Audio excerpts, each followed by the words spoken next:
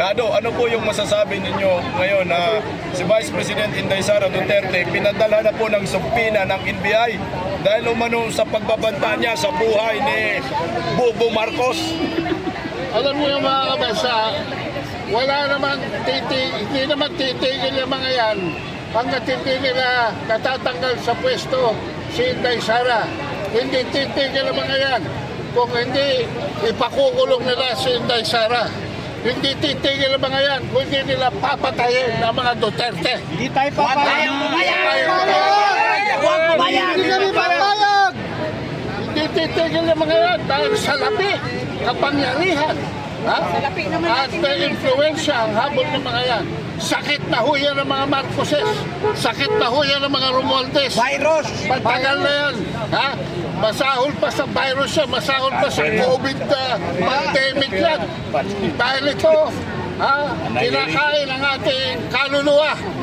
Sinuubos ang lakas ng tunay na Pilipino para itaguyon ang isang progressive na Pilipino. Nandun na tayo sa pinto ng langit. Nandun na tayo sa pagkaibigan sa mga Chino na tanging pag-asa natin para tayo makaalwas. Ano nangyari? Naiwan tayo sa pansitas. No? At ang turismo natin ngayon, naunahan na ho tayo ng Laos at Cambodia. Can you imagine that? Wala na Malaysia. Sa Siam, na ASEAN countries, tayo na kulelat. Hindi ba tayo nahihiya dyan? Dapat sila unang mahiya. Dahil sila namumuno ng bansa. Hanggang ngayon, 3 taon na. Naghihintay ho tayo ng achievement from this non-performing president. Wala mangyayari. Wala mangyayari. Dahil wala namang laman talaga. Sabi na natin kagalang-galang na Inday Sara, hindi marunong mag-presidente. So, at tanong niya, tanong ko rin, ano ang ating gagawin? Palitan! Palitan! Tama! Nagay si Pipi Sara. Ano ating gagawin? Palitan! Presidente ka, hindi mo alam kung anong gagawin mo. Tapos, wala palang pondo yung NDRRMC. Dahil pinamamahagi na, pinag-aayuda ng pinsan mo kung saan-saan. Pero pag may bagyo, walang pondo. Walang pondo mula nasyonal hanggang barangay. Pero pagka mamimili kayo ng boto, ang dami niyong bigas, may tatakpang Romualdez. Ang Pilipino ay inju pa rin, hindi na po.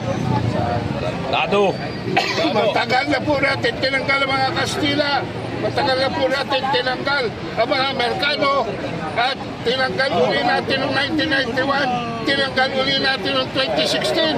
Ngayon, balik na naman ang mga Amerikano at tayo ay ginugurgur ng pera ng militar ng Amerikano na walang alam kundi manggera. Kaya po kami sa mamamayan, ayaw namin ng droga, ayaw namin ng tigmaan. Mad kami, very mad. Mad! Marcos, alis dyan! Last na lang, Kado, panghuli na lang ho. Ito na ba yung panahon na dapat ang maraming Pilipino ay magkaisa at magsama-sama dito sa IDSA?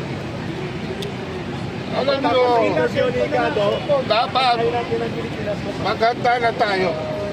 Dahil sa pinakikita nyo ngayon, ito ay magandang simulain. Alam nyo, ilang taong kami nagtiis sa mga dyan sa yung mga demonstrasyon namin tuwing Merkulis Pag-Ayala bago namin nakapsan ang tunay na EDSA. Ito rin ho ang pagtatanim. At sana naman magbunga na sa lalong madaling panahon. Hindi na tayo makapaghihintay ng 2025 elections dahil mga tao rin ho ni Marcos ang iluluklok ng Smartmatic dyan. Korean man ang brand yan, Smartmatic pa rin yan.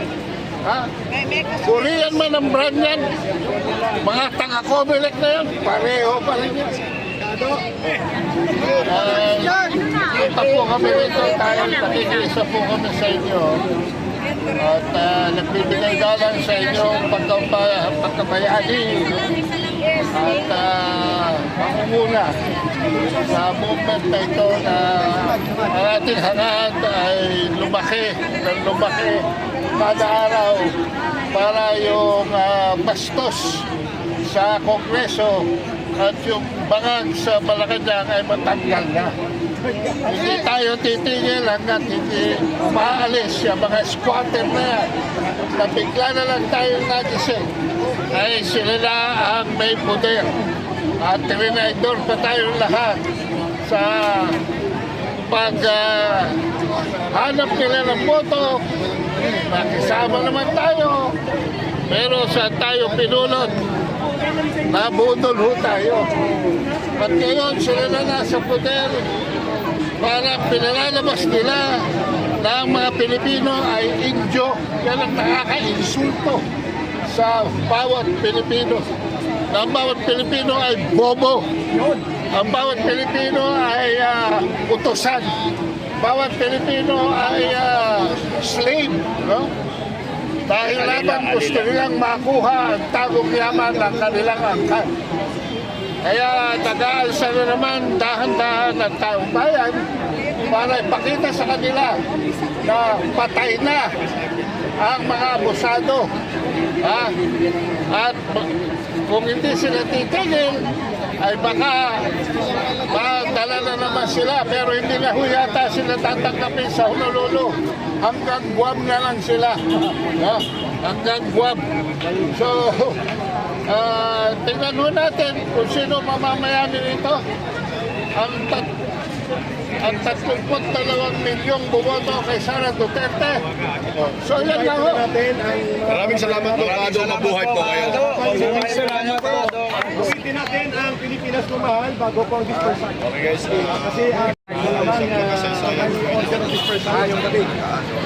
Kahit tayo isintonado, importante ang wiki natin muna sa puso. Go! Ang bayan ko'y tanging ikaw. natin ating mga kamay! Pilipinas kong mahal, ang puso ko at buhay man.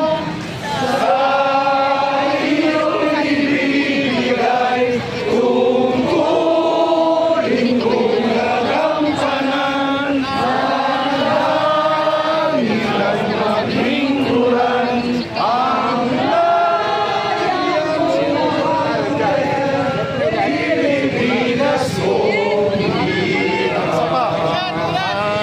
bayan ko'y tanging ikaw. Pilipinas kong mahal, ang puso ko at buhay man.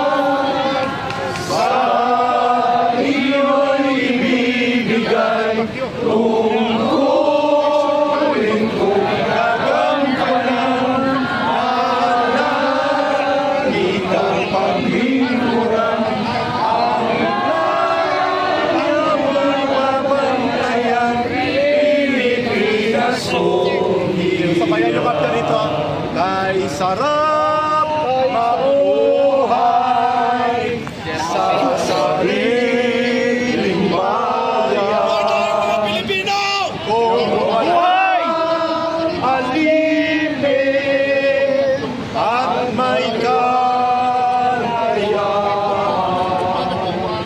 Ang bayan sinas ay babangon din.